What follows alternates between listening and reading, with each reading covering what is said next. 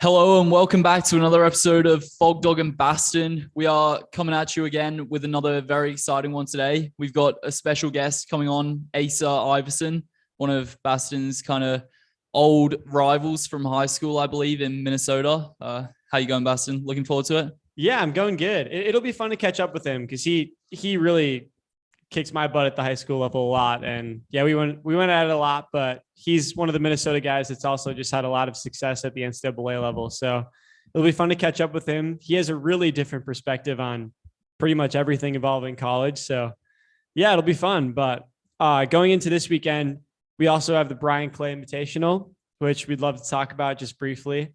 We're both going to be racing in the fastest heat of the 1500, I think. Hopefully. We don't know for sure, but we've been told that we'll both be in the top heat of the 1500. Yeah. So, and there's just some huge names like guys like Jonathan Davis and Elliot Kipsang, Nico Young, Abdihamid Noor. I don't want to leave people out. There's a lot of good runners from the NCAA. Kai Robinson, who came second in the indoor 5K. We got to get our revenge against Cathal Doyle as well. Yeah. Man, there's some big names in there. So I'm looking forward to it. What are the goals, Basten? Yeah, obviously in a competitive race like this, it's going to be fast. So my goal is pretty much all to do with place. Like, man, if I can just be in that top 5, top 3, like, shooting for the win at the end of it, like I'm going to run the quick time, like I'm going to run a regional qualifier. So, obviously like I'd love to dip under that 3:37 US trials mark, but really, it's just about going into these meets and trying to get as close to winning as possible. So, yeah, that's my goal. How about you? Yeah, fairly similar. By the way, for anyone watching, the mullet is gone. I thought I should mention that. Thought it was time to change it up a little bit. So here I am with a fresh, non-mullet, skin fade haircut. Sorry to all the mullet fans out there, but the time has come. Yeah, fairly similar. I mean, if we can both race for the win, the time will come. Honestly, going into it, because it is kind of a time trial situation, the pace is meant to be really pretty hot from the start. My goal is to run quick. That's like primarily what I want. And then, being up there in the field, running quick will come with that. Yeah, so basically just get out and run as hard as I can. Make sure I give it my all, and I'm sure that a decent placing will come with that, and I'm sure that a great time will come with that. I think we're both feeling pretty good, looking forward to it, and I'm really looking forward to this episode of the podcast, to be honest. It's been a while since we've had a guest on, and I think having someone from Harvard, like here at Drake, I guess academics are like a reasonable part of what we do. Like, you're here for a degree, but you're mostly here for running. I feel like going to Harvard is like, well, I'll just be interested to find out what it's actually like, because you hear about the academics. This is going to be interesting. I'm excited. We should honestly just cut right to it. Let's do it. All right, now we're going to cut it to Acer Iverson, who has run a 13:32 5K, 7:53 3K, and 28:24 10K. And he was also just recently 40th at cross country indoor nationals, getting that last cross country indoor spot. Nationals. Cross country. Did I say that? Yeah. Cross-country nationals. Cross-country nationals, yeah. So, Acer, just tell us what's up. Tell us where you're at and how's everything going? Yeah, I'm out in Boston right now, just on my way back to get some food. It's been a long day of practice. I'm excited to have a chat with you guys and, talk about some of our experiences that we've had competing collegiately. Nice. So, obviously, for anyone who doesn't know you, you are at Harvard. I think you just mentioned you're in Boston right now. Is that what you said? Yeah, at the moment, yeah. Harvard's in Cambridge, just across the river. And then, okay, nice. So for anyone who doesn't really know your story, you're from Minnesota. You grew up, I assume, fairly near Basten. Do you want to kind of take us through a little bit of your background, kind of how you got into running and how you ended up where you are today? Yeah, for sure. Yeah. So I'm from Roseville, Minnesota. I think it's about 40 minutes from Buffalo, right, Basten? Yeah. I was a soccer player growing up. I did high school track or middle school track because, that's what all the cool kids did, right? And when I was in 8th grade, the varsity high school coach brought me to a high school meet, and he said, if you break 5 in the mile today, you have to come out to captain's practice for cross country. So I'm like, I'm not going to break 5, like whatever. I want to play soccer. Anyways, he was timing it. So I don't know if he was like lying to me or not, but I split a 4:59. So, broke 5 that day. And, 2 weeks later, I was at captain's practices. So I'd give it a try. And then, after, ever since then, it's been, cross country, track, and that's the story of how I got into it, at least. Dang, that's awesome. It almost seems like it might've been destiny or something, but ooh, yes. but anyway, so you were pretty into it at the 8th grade level. Well, not super into it, but that's kind of like when you started at least with it. When I feel like every runner at some point in their career experiences a big jump, like where they go from being a good runner to being a great runner. And obviously you've done that in college, but when would you say you went from being a good runner to being an all-state level runner, state champion level runner? Yeah, that's a good question. I mean, I think big thing, my sophomore year, competing at NXR Heartland, I was in the open race, and I think I finished 3rd with a 15:50. It's a fast course there, but that's pretty respectable for a sophomore. And I think there was like a Milespit article about it, that kind of stuff, got a little bit of hype going. So that was definitely the start of it. And then we come back, my junior cross country season, and I started winning some pretty big races. And then came to the state meet, got 2nd to Khalid Hussein, who's running for the U of M, and then qualified for NXN that year. And I think that was really the big thing. That was what a lot of coaches were interested in, and that's when people started, considering me to run for them and all that. In terms of college, obviously, I mean, here at Drake, it's known as being a pretty reasonable academic kind of institution. I would say we're both here mostly for the running. But obviously Harvard, the reputation of somewhere like Harvard is pretty strong. And obviously it's really well known for its academics. Is it somewhere you had you had it as your top priority, get into Harvard? Or was it kind of like the coach started recruiting you and you were like, oh, this is kind of cool, and you ended up there? Or was it like, where were you looking at essentially? Yeah. So I think my sophomore year is when I started thinking that I could probably run for school. And at the time, I think one of my top ones was Colorado School of Mines. And so actually a Division II program, really good Division II program. And I was thinking like, fantastic D2 program, good mix of academics plus high level running. Golden is a beautiful city. And then I appreciated that it was a rigorous education that would set you up well. But then, I started entertaining some more offers my junior year, especially. And I decided to reach out to, I think it was Cornell. And at the time, their head coach, Mike Henderson, he's from Minnesota. So, he loved talking about all the meets that I was going to. He had raced them himself 20 years before I did. And once I kind of had contact with one Ivy League coach, it was kind of natural to start talking to some other ones. And, soon enough, I'm talking to Coach Gibby here at Harvard, talking to some other coaches in the league. And at that point, I'd heard that they were willing to support me if I applied and committed to their school. And I was like, okay, well, I think Ivy League might be the way to go for me. So that's how it worked out. That's cool. I guess it happened such a long time ago now, so we don't really I don't really know the exact timeline, but so you won state as a senior in cross country. Did you commit to Harvard before or after that? And did that go into your decision-making process at all, or was your mind already made up? Yeah. So I committed on my visit in early October at Harvard. I got there. It was my 3rd visit. I knew, kind of a couple days in, this was the place. These are the people I wanted to surround myself with. So I told the coach, at the end of my visit, I want to come here. And by late October, they had the admissions all figured out, and then they said that I was approved. It's a little bit different for the Ivy League from other schools, but basically, if the coaches support you, the admissions department will go over your case early and give you basically an approval before everybody else, all the regular students.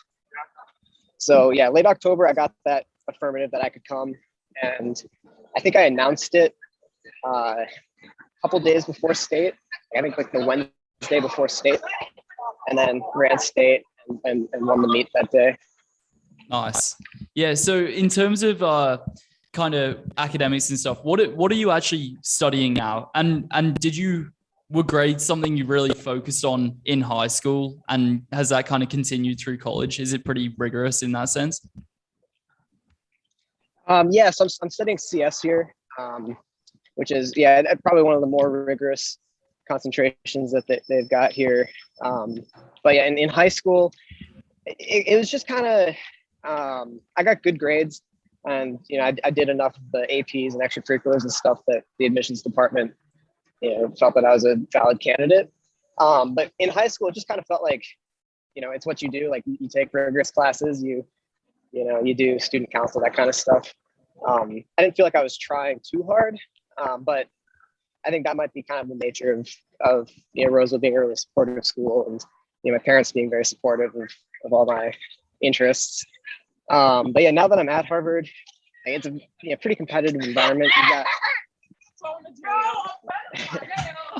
what's going on there? You walking into a fight? Nice. I think so. So anyways, now that I'm at Harvard, it's very competitive here. There's people that don't have the same athletic commitments that they need to meet, so they're able to go to office hours, go to extra class sessions. They're able to do all that kind of stuff that I just don't have the time to do. So I mean, the reassuring thing is you don't really fail at Harvard. They work pretty hard to make sure that you succeed, no matter who you are or what you're doing. So there's always a little bit of a safety net. And then the people that I surround myself with, all my teammates and my coach, they're really supportive about making sure that we can get the work done, working around training, and making sure that we're on top of things so that we're not falling behind, losing sleep, that kind of stuff. Cool. I think it's worth mentioning for those of you that don't know that are watching this, CS is computer science. Good point. Yeah. I'm a data analytics.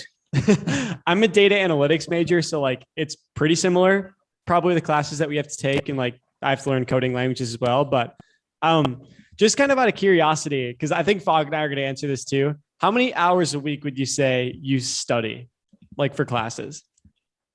Let's see. So I try to cap my total like workload, including class time, to about 36 to 40 hours a week.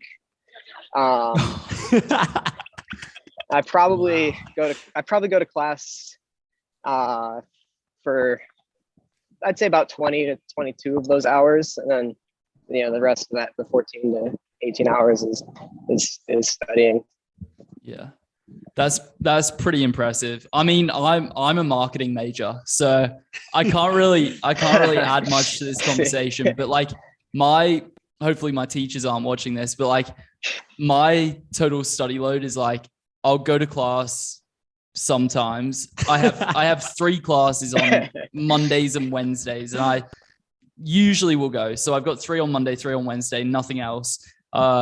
That takes up, I don't know, 5 hours twice a week. So about 10 hours. And then my total study load is 10 and a half, maybe, including them. I might get half an hour in if I have homework. Other than that, it's like pretty relaxed. But I mean, honestly, based on what I've heard about Harvard, it seems like you've got it pretty reasonably. Like you manage your time pretty well. And obviously you've got time to get all your training and stuff in. And speaking of training, what was your kind of transition like going from high school into college? Did the mileage change? Did your workout load change? How did that all kind of affect you? Yeah, so in high school, I was a pretty low mileage kind of guy. My high school coach was worried about, burning kids out and that kind of stuff. So I think I calculated it. My senior cross season, I was 34 miles a week average. 34? 34? Wow. Yeah, 34. Yeah, that is low. Yeah. Wow. Yeah. So, and then I hop in by my August of my freshman year, which had me up to like mid to high 60s. So, basically doubled my mileage over the course of a year. And so went from like mid to high 60s. I think I hit, maybe 80 once that freshman fall. But like 60s, 70s, which was a really big jump for me, and the big thing is that it's also at a much higher quality here. I don't know like how well known it is, but we do a lot, like pretty much all of our easy miles at about 6-minute pace. So like, yeah, Wow. that load there coming there, the workouts being with, D1 All-Americans, trying to hang on to those guys. And then you get thrown into this new environment where you're doing, 15 to 20 hours of studying a week. It's pretty tough, and it was definitely a big transition. And it took some time to get used to. Absolutely. Wow. Bet. Wait, you do all your miles below 6-minute pace? No, like 610 to 550 is like the range. Yeah. Wow. That's pretty impressive. Do you find that, like, I mean, obviously it works. And at the same time, like a lot of people jog 8-minute pace some days, and like, obviously there's different training approaches. Do you find that like you feel tired a lot of the time going out and like trying to run 6 flats on a day where you might have had a workout yesterday, or does your body get pretty used to it? And as well, is that something your coach kind of prescribes? He says, let's try and do most of our easy running around 6-minute pace.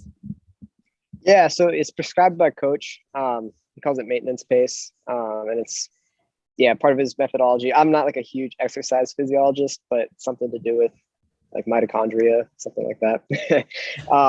But yeah, I mean, I think like we could probably have more impressive workouts if we were a little bit more rested going into them. But he likes the trade-off of having more quality on our easy days, and he's okay with that sacrificing a little bit slower on the workouts. And I mean, like I said, it took a long time to get used to it, but now that I'm on top of things, it's just kind of like the natural pace. We might start out at like a 640 or something like that first mile, but then, once we're warmed up, we work into it, and it's just kind of the natural pace of things. Yeah. Cool. Nice. Next we'd love to talk about like now just racing, and like, first of all, the lack of, because during COVID, obviously COVID screwed kind of everything up for everyone across the nation, but it seemed like we all got back like one season before you guys did, like that outdoor season, like we all competed. I know, didn't the entire Ivy League not compete, or what was going on there? Yeah. So, last year, pretty much the entire Ivy League went remote. I think Harvard just had freshmen and seniors come on campus, and they didn't travel them for any races. I think Cornell sent some people to race, but there was no Ivy League sponsored competition. So we didn't have the HEPS championships or like the Harvard Yale matchup like we usually do. Because of that, we knew that was going to be probably the case going into it. Pretty much the entire men's team here took a gap year and took some time off of school. We met up in Flagstaff actually for most of the year, just got some altitude training, and then we were able to travel out to LA for some of the sound running meets. And then at the end of the year, I went up to Portland for the Portland Track Festival as well. So we were able to find some unattached competitions to do. But yeah, pretty much all of us took the year off so that we wouldn't sacrifice any eligibility, and we were still able to have a great time. Did you find that, during that year without proper kind of collegiate racing, obviously you mentioned a few or a lot of the guys' team took gap years. Did you find that any of them, thought, I'm enjoying this life too much without school and study, I'm not going to come back? Like, did you lose a few, or did everyone come back? So everybody came back, thankfully. Harvard has a really low dropout rate, and they try to keep that way.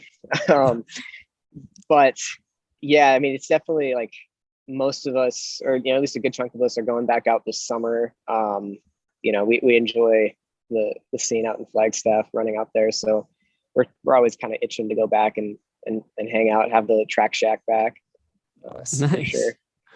Man, that's crazy. Like, just like hearing you say like most of the team took a gap year, like that just shows like how different we are really at Drake. Yeah. Cause I mean, man, if that was the case, like none of us would have taken gap years, right? I mean, yeah. Like, No, I mean, I feel like I wouldn't have had the option almost. yeah. As in during 2020, obviously when COVID was really big, I went back to Australia for like the whole of 2020 basically. But I feel like if we found out that we weren't having indoor and outdoor, saying like I don't know, early 2021, Yeah. we would have all just been here anyway. Yeah. Or I would have stayed in Australia. I guess because we all like found out we got our eligibility back, but what I didn't think of is Harvard is expensive. So you'd have had like, would you have had to sacrifice any eligibility, or was it more about the price? Because I guess you would have had to pay for a whole semester too. Yeah, there's a couple parts there. So with the Ivy League, they make you graduate in 8 semesters. So if we had attended school last year without competing, that would have been a year that we would have had NCAA eligibility, but we couldn't use it at Harvard. So we'd have to use that with a different team. Oh, wow. And that was really the big thing, is we wanted to keep our Harvard eligibility. But then also, yeah, like being a sophomore, paying the price you pay at Harvard for online classes isn't super appealing for sure. Yeah. I'm pretty sure nobody knew that rule even existed. If you're not in the Ivy League, like we had no idea that's cool. Wow. I mean, most places it's like NCAA now, you can have 20 semesters before you have to graduate. Yeah. Or before you have to be done with running. I mean, Kip saying is going on year 12. Yeah. As are many others. Yeah. Basten, Seriously. you mentioned a time trial. I want to hear about this. Obviously, you had a few meets unattached, but was there a time trial in there as well? I pulled it up from your Instagram. You did some race and you ran really well at it, but I forgot where it was, but it was during COVID. Yeah, I think in the fall, when there weren't as many, like, there was kind of the fake cross country season for the NCAA, but there weren't really many like organized track meets. So, like in early September, I had a friend from the running store back home who's, he ran for UW Eau Claire, I believe. And he's like, hey, I'm trying to run a 5K, try to see what I can do. Do you guys want to hop in? So me and my teammate Graham Blanks hopped in. I think it was like a 14:20, something like that. First 5K on the track ever. Had a good time there. And that kind of set the baseline of like, our fitness. We were hoping for low 14.0s because that's kind of typically what it takes to make the East Regional in the NCAA. So yeah, that kind of set the baseline, and then we ran a couple more of those through the fall. I think we ended like a 14:07, so we got pretty much to our goal, which was good. That's sweet. I mean, now I guess it probably takes 13:30, but at the time it was probably yeah. It's crazy, man. So I guess going from there to those time trials to cross, did you know the jump was coming? I mean, you had a phenomenal cross season, but did you know that like going into the cross season, you'd end up being a threat to make nationals and then be a guy that could be an All-American like you were? Yeah, I mean, we were looking at the regional list and we knew that at a minimum we had 3 guys that could qualify as an individual. And if you have 3 guys that can qualify individually, hopefully the rest of your team can come with you. Yeah. So, we made it out of the Northeast Regional. We're super stoked about that. And we got to nationals, and Harvard, we went to nationals, 2019, I think they got 15th. And that was kind of our goal, is like, we want to get 15th or better. We graduated some guys, so if we can, get 15th or better, that shows that we're at least at the same level, if not improving. So as a team, we got 12th, super ecstatic. And yeah, we had 3 All-Americans. I was able to round it up as the 40th guy. And yeah, so I mean, sick. Goal for the race was really just to stay in contact and, feel strong. Our training is definitely more revolving around the 10K. So those last 2K at nationals, I started kind of reeling people in. That felt really nice. And, I was coming down like the last probably 400, and our director, Coach Soretsky, is like, you got to pick off 3 guys and you're All-American. And so of course, we go, my teammate Matt Ferreira comes around my shoulder, picks up another 5 guys. So I had to pick up another guy, but a little bit of a sprint kick at the end, and we got the All-American. Wow. Wish we could say the same. Yeah, I wish you could say the same. So impressive. What'd you pull up in? 100 and something? 139th. And I was 99 behind you. And I was in the 200s. You were 217th, I think. Hey, we both got Cooper tier. We reeled in Cooper tier. That's important. And I reeled in Yard as well in the last lap. Very nice. Very nice. You know what is funny though? Going on to that day, if I had have known that morning, I'm going to beat Yard and I'm going to beat Cooper, I'd be like, I'm going to win. I'm going to win. And I ended up 139th. It's crazy. Going into that meet, I remember a bunch of people were saying, this is a 1500 guy course. And like, that was like, at least maybe we were just being told that as like people lying to us. Yeah. But Jay, like trying to make us feel good. So we like, we're in our heads like, oh man, like we got this, we have a chance. And then, I mean, not even just us, but it seemed like all the 1500 runners really struggled. And guys like you, guys that have crazy strength, those 10K bases, like you guys all dominated. That was just kind of what happened across. I don't know if that always happens, but I mean, man, you guys really proved it that you guys are the beasts of cross. I mean, we're the track boys. Absolutely. Yeah. That was a fun day. Yeah. Anyway, moving on from that. So you've got National Cross in November, and then in January, February, you run a 13:32 indoor 5K. Just before, literally a couple minutes ago, you were talking about being pretty happy to run 14:07, I think. Tell us, how did you get down to 13:32? And when you ran that, did you think you were definitely going to be in for indoor nationals? Yeah. So 13:32, that was just, a nice BU Valentine's invitational. So, one of the fastest meets in the country. And basically is like, we saw, a bunch of pros run super fast. The energy was there, and we hopped in. I think it was like third heat, and basically it was just sit on some UW guys, sit on some of the I might have been some Stanford guys there, and let them kind of really into a fast time. And so, yeah, we knew we were on pace for low 13:30s. I was hoping, maybe we can open it up and dip into the 13:20s, but coming through at a 13:32 felt really good. That was a 10 seconds Ivy League record and 10-second school record. So, that was something to celebrate.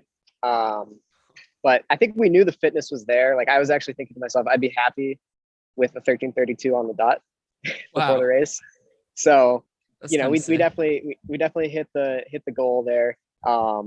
But yeah, I mean, we were able to have a really successful winter of training, and we just knew that was gonna, be in the cards. In regards to NCAAs, yeah, like it was tough because I think when I ran that time, it was still like just on the fringe, and I knew that there were a couple big meets coming up that might knock me out.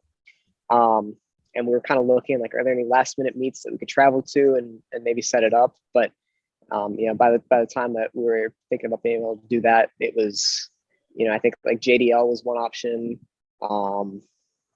You guys may have had a meet, or yeah, we were at AllState maybe, or Arkansas qualifier. Arkansas. Last maybe minute. maybe it was Arkansas. Yeah, it's like, I think neither of those had a deep enough field, because everybody who had run the time wasn't going to be out there competing for no reason. So a little disappointing. But I was able to kind of reconcile myself, thinking I'd rather really train through this winter and be able to come back for outdoor nationals and be a contender for one of those All-American spots, rather than just hang on to the back of an indoor 5K just to say I was there. So yeah.